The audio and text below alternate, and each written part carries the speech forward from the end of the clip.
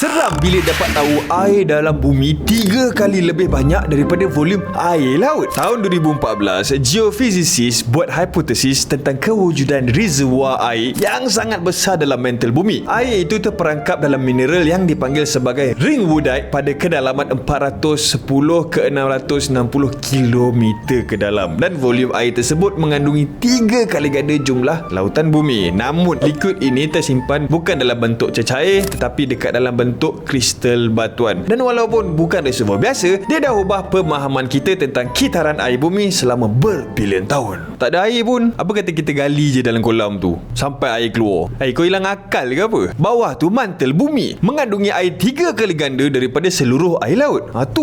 Kau nak banjir besar dunia macam Nabi Nuh ke apa? Tahulah ahli ekologi, tapi tak payahlah fikir sampai mantel bumi. Siapa hilang akal ni?